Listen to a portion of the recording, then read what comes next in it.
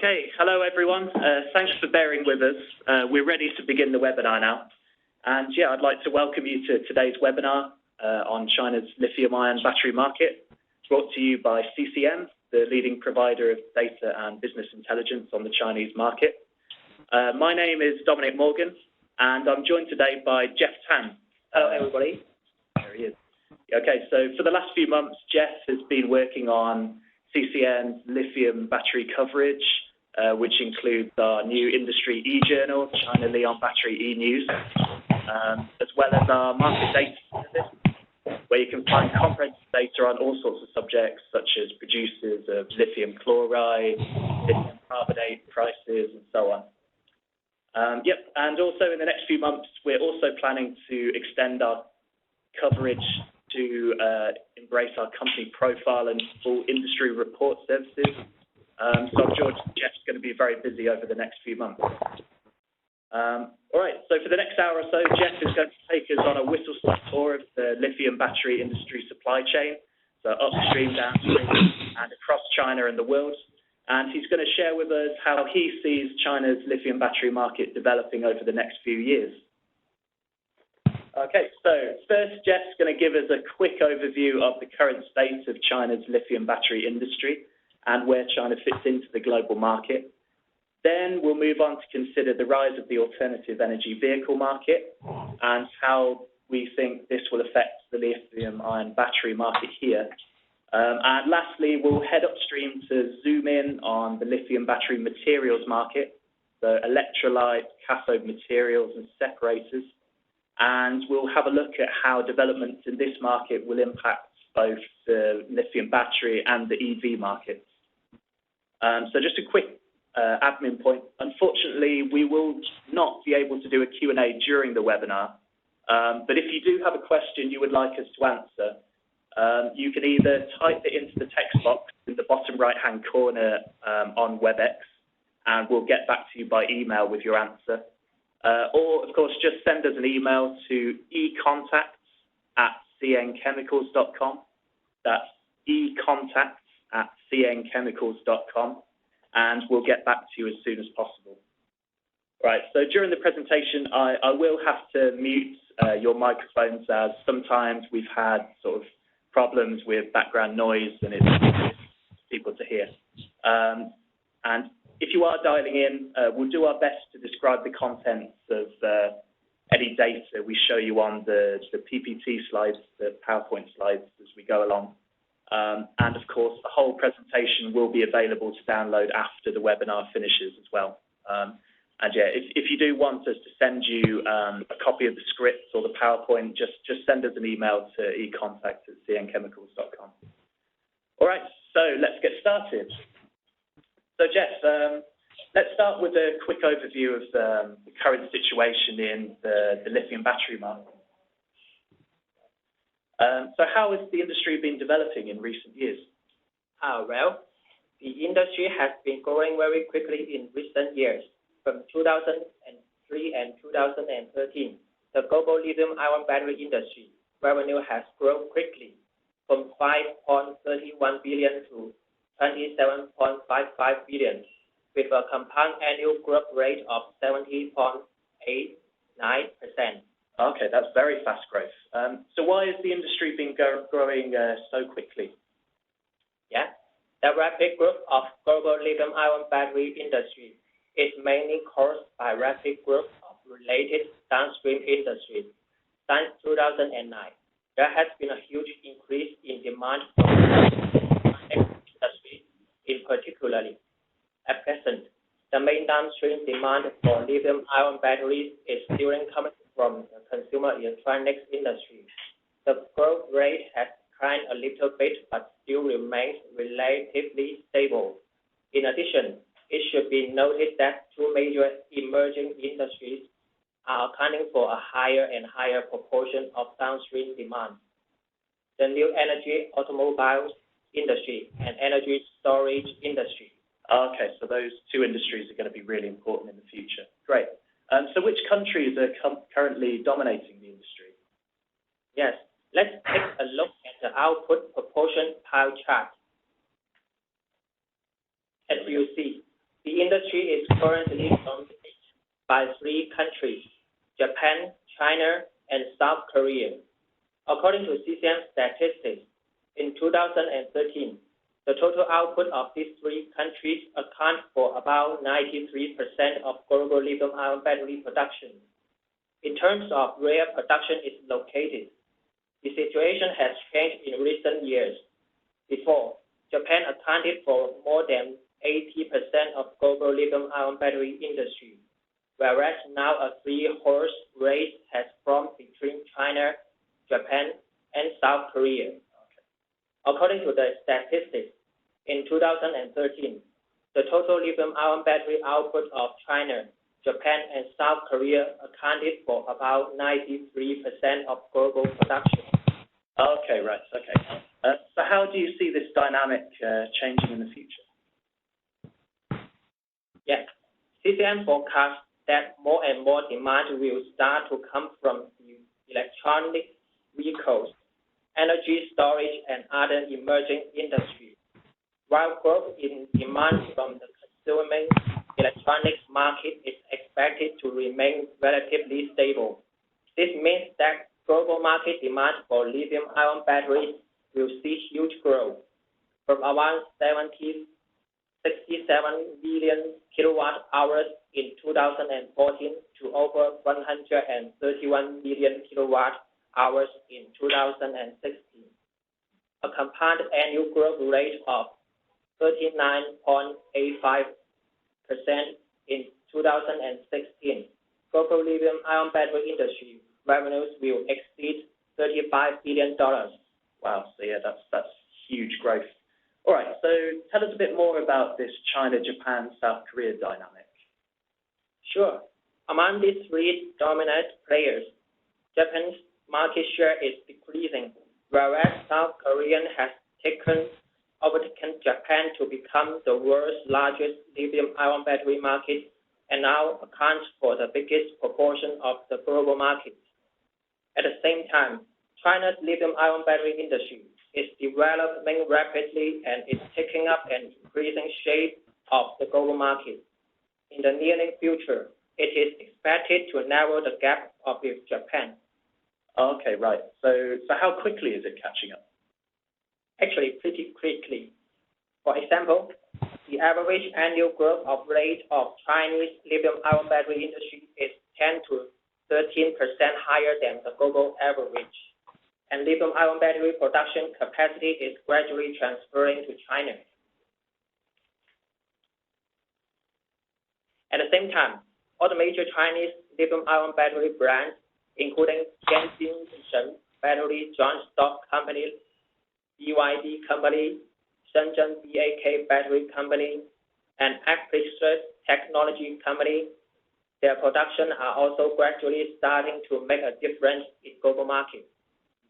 It is estimated that by 2018, China's lithium electronic industry's revenues will exceed $10 billion, accounting for at least 28% of global revenues.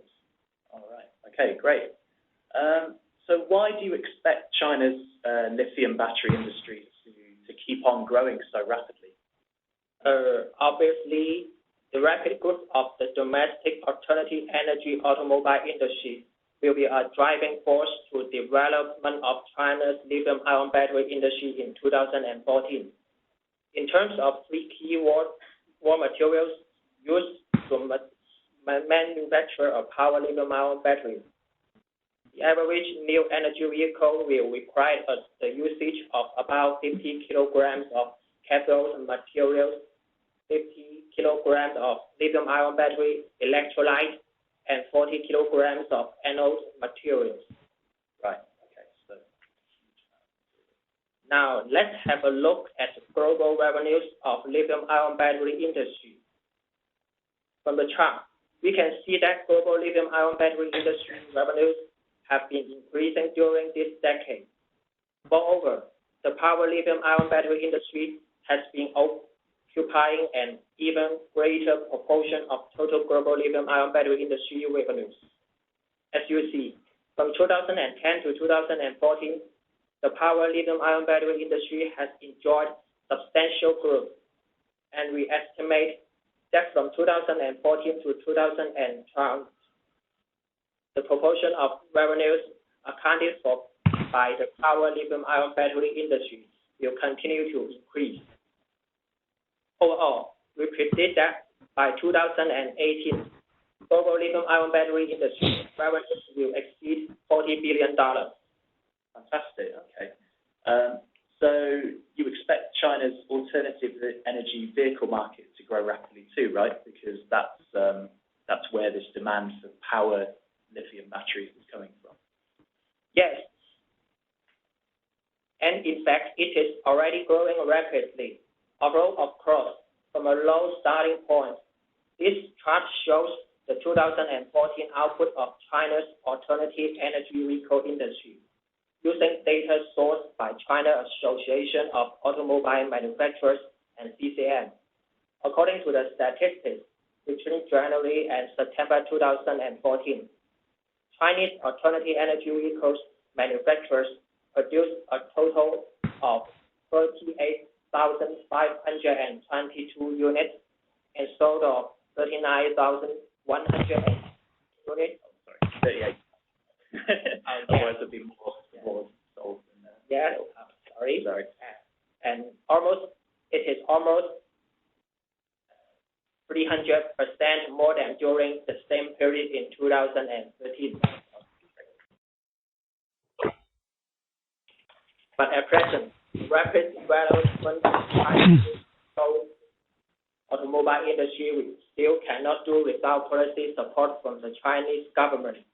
In particular, the first quarter of 2014 saw the introduction of large number of favorable policies by both nation and local governments, which demonstrate the determination of the Chinese government to accelerate the development of the new energy automobile industry. Let's take a quick look at some of the recent implement policies here. Okay, there we go. So for all of you who can't actually see the PPT, this is a rundown of all the policies that have been introduced just in the last few months, in fact, from about July this year to the present day.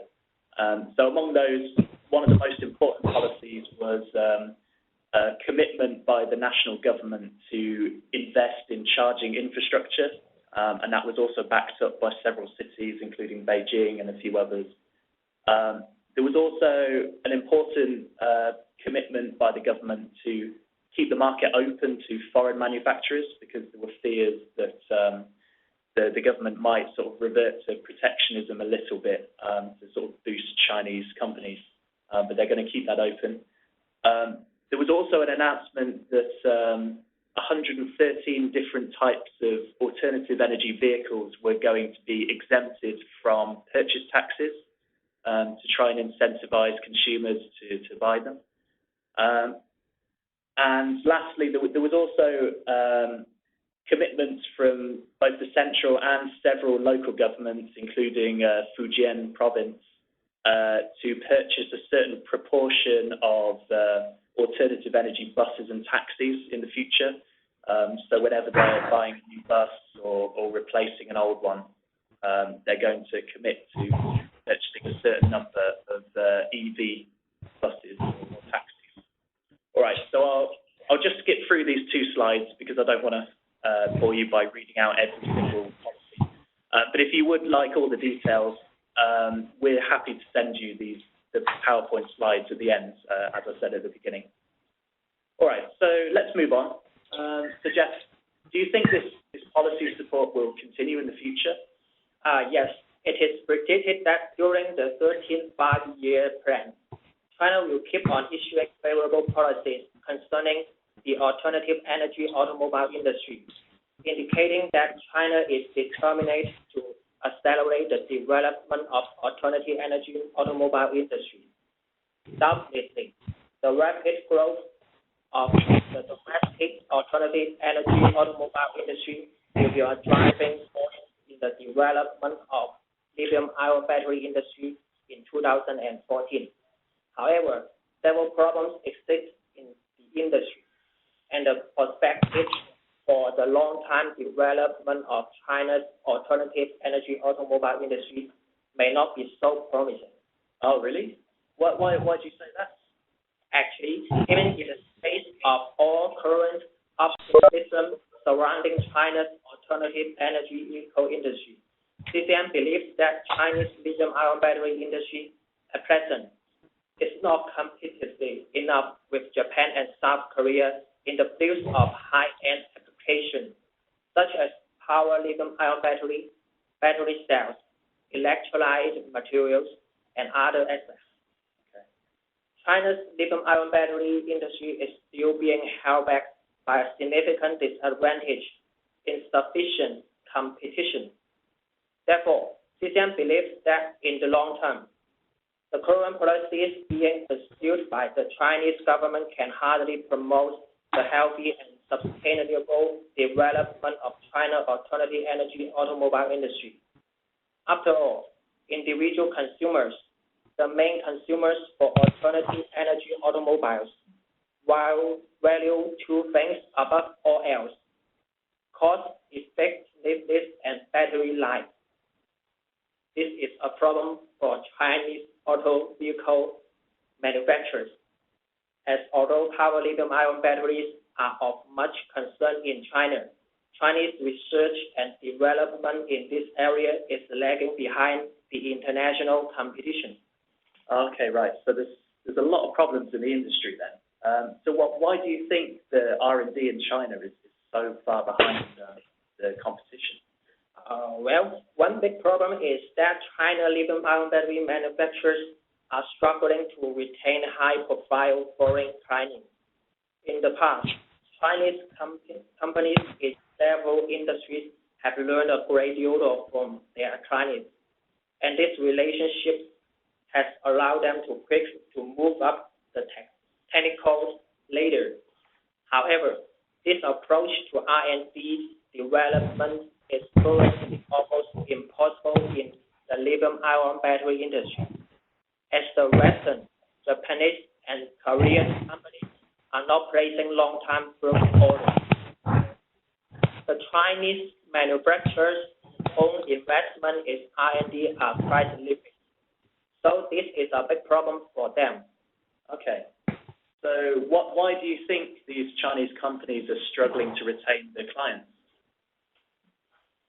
Industry insiders we have spoken to have told us that even though many alternative energy automobile manufacturers has purchased Chinese or manufactured power lithium-ion batteries in the past, these deals are often just used as a bargain chip in negotiations with foreign suppliers.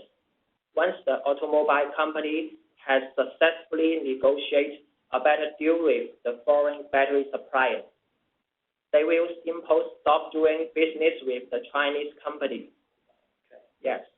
Another problem for the Chinese companies is that many strong overseas enterprises engaged in power lithium-ion battery business have started to set up plants in China, as they are also benefiting from the preferential policies implemented by some local governments. Thus, Chinese power lithium-ion battery industry will face increasingly intensified threats from overseas competitors. Moreover, we believe that neither the government policies implemented nor the actions of Chinese enterprises themselves suggest that Chinese companies are developing fast enough to build market-leading alternative energy vehicles in the near future. In terms of mastering the core technologies needed to build advanced alternative energy vehicles, Chinese manufacturers are still lagging behind. Right. Okay. Wow. So there's a huge number of problems, even though there's been such growth in the industry. That's really interesting. Thanks. Okay. So moving on. Given these shortcomings, then, do you think that China's lithium battery industry can overcome these disadvantages? Yes, I think so. One reason I'm confident is that although Chinese manufacturers lithium-ion battery products can currently not competitive enough in the international market. Chinese manufacturers will be boosted by the rapid development of China lithium-ion battery materials industry, manufacturing anodes and cathode materials, battery membranes, separators, and electrolytes is starting to take off in a big way in China. Investment is increasing, production is growing in scale, and crucially, the technology in this industry is development. And this progress will raise the core competitiveness of China's lithium-ion battery manufacturers. Okay, right. So breakthroughs in technology made in the electrolyte business, for example, will sort of help the downstream industries as well. Okay, great. So why is the battery materials industry developing so strongly when other industries are struggling? Predominantly because China holds three cost advantage that makes it used as a local to produce lithium-ion materials. Plenty of available land, a large, cheap, skilled labor force, and proximate to clusters of upstream and downstream industries. China has both an abundance of mineral and raw material resources and large consumer electronics and alternative energy vehicle industries. So producing lithium-ion battery materials here makes sense from a financial perspective. Okay, great. So could you explain in a bit more detail why the development of these battery materials will help the battery manufacturers themselves? Actually, there are two main advantages. Firstly, producing these materials in China will lower production costs for Chinese lithium-ion battery manufacturers, as we can see from the chart. Cathode materials, electrolyte, and separators account for a significant proportion of the production cost of lithium-ion battery. So lowering the cost of these materials will give Chinese enterprise a cost advantage over their international rivals. Okay, great. And secondly, according to CCM's research, the development of these materials industries should unblock the technologically bottleneck currently holding back Chinese lithium-ion battery industry. As a result, Chinese manufactured lithium-ion batteries will both catch up with the international competition in terms of quality and gain a cost advantage over them. Although they will remain slightly behind the most advanced products on the international market, they will be cheaper while performing adequately. Okay, great. So yes, they won't quite be as advanced as Japanese products, for example, but they'll be significantly cheaper. So I guess that's really interesting. Okay, so let's take a closer look at each of these battery materials industries in turn then. So what's the situation in the electrolyte industry? Yes, production of the most representative material used in electrolyte, lithium hexafluoride, or lithium LiPF6. It's developing strongly in China, and because of obvious cost advantage China enjoys over Japan and South Korea, China's market share continues to increase rapidly. Indeed, in 2013, global market capacity for lithium-ion batteries electrolyte was about 60,000 tonnes, while total sales of China's electrolyte enterprises total approximately 31,000 tonnes, means that China now accounts for more than 50% of global lithium-ion battery electrolyte market. Right. Okay. Here we see some of the main Chinese electrolyte product producers. There we go. Okay, fantastic. Great. So again, if you'd like us to send you the PPT at the end, just let us know by email or by typing into the WebEx box in the bottom right-hand corner. All right, let's move on then. Next slide. Yes. China has clearly become an important new force in the global LiPF6 industry supply chain in recent years and has expanded its production capacity rapidly. However, this has caused overcapacity problems, and since 2011, LiPF6 prices has been falling steadily. This has even forced some small-scale factories in Japan to stop producing LiPF6. Wow. Okay, so for those of you who can't actually see the graph, the price has decreased from about just over $50,000 per ton in 2010 to under $20,000 this year. So it's a huge drop in just 4 years.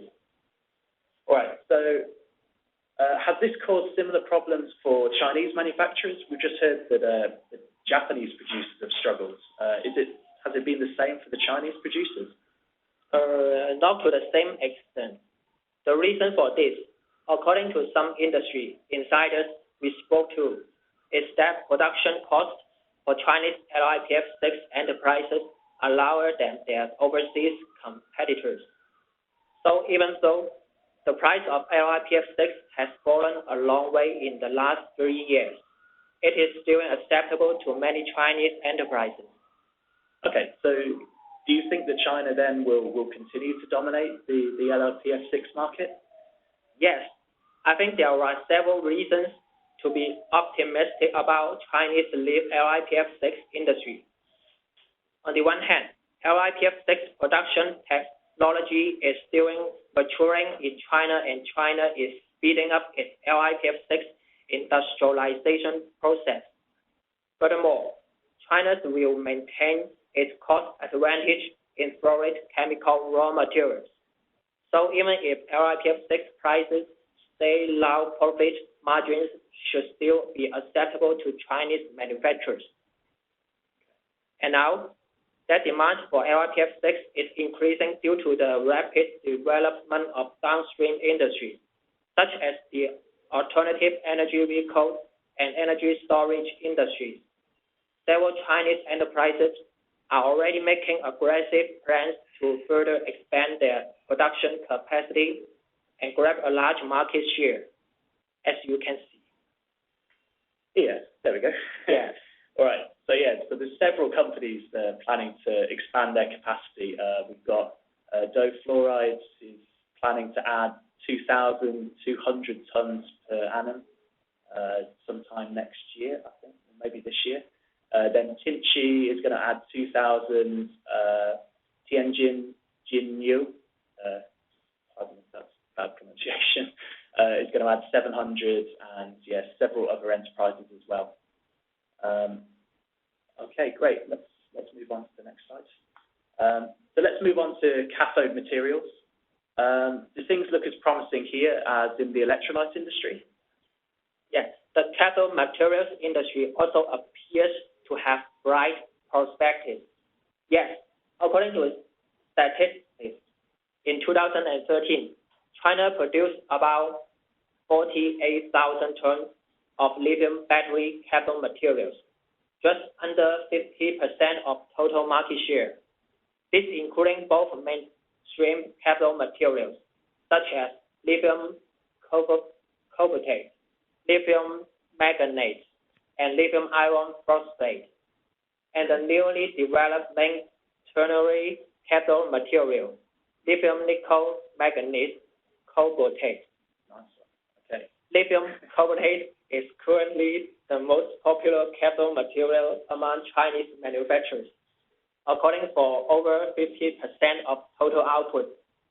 But according to industry sources, ternary cathode materials will soon become increasingly popular due to their low cost and high energy density.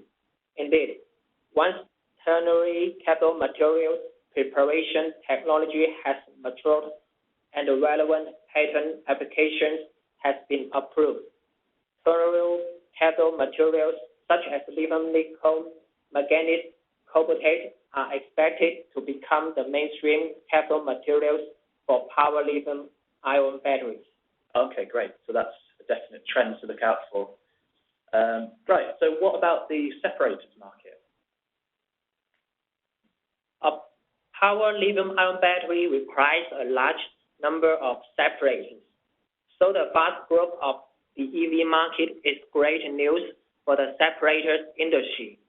Before 2010, the key technology needed to manufacture high-end lithium-ion battery separators was monopolized by American and Japanese companies. But after 4 years development, Chinese enterprises succeed in mastering the technology. By 2013, Chinese production of separators have reached 220 million meters squared, approximately 12% of global output. Okay, great. So yeah, that's fast growth considering they only started 4 years ago. Right, so how do you see this market developing? Yeah, one trend I believe we are very likely to see is the increasing use of PVDF-coated separators. PVDF-coated separators are more expensive than common separators, but their increasing resistance to high temperatures makes them much better suited to use in power lithium-ion batteries. As energy storage levels in power lithium-ion batteries increase, there is a risk that the internal temperature of three batteries will rise a very high level, causing traditional separators to melt and possibly cause a short circuit. Coating separators in PVDF is simplest and most cost-effective way of avoiding this problem.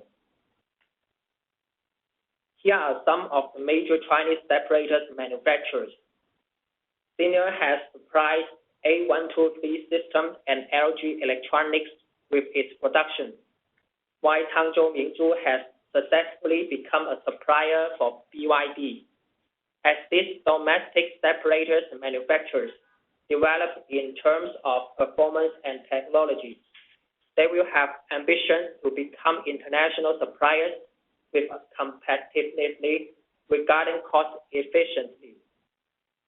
Great. Okay, fantastic. So let's bring it all together at the end and sort of give our overall sort of outlook for the industry. How do you see China's lithium battery industry developing over the next few years? Well, we expect the Chinese government to continue implementing policies to encourage related downstream industries, such as EV industry. Additionally, domestic lithium-ion battery materials enterprises will continue to increase investment, and this will stimulate the development of the entire Chinese lithium-ion battery industry.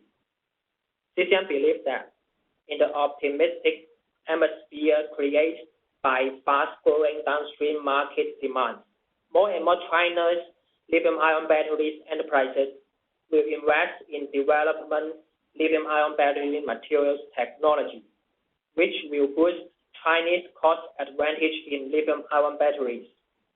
Therefore, thanks to cost advantage, we expect global lithium-ion batteries industry to gradually transfer production to China, which will further promote the development of China's lithium-ion battery industry. As a result, China's lithium-ion battery industry will play an ever more important role in the international market. Okay, fantastic. Thanks very much, Jeff. That's brilliant. Okay, so. Yes.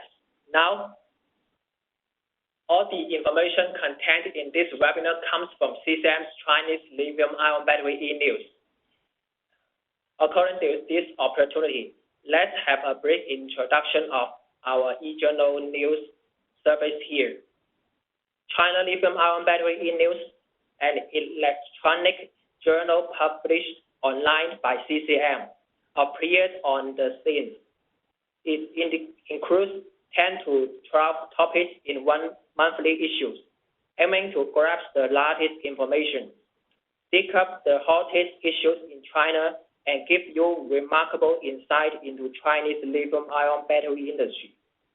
Particularly, The topics will involve overall market information, specifically counterparty, dynamic, government, policy, etc. CCM hopes to play a role in your strategy adjustment regarding material acquisition, business development, and other in China.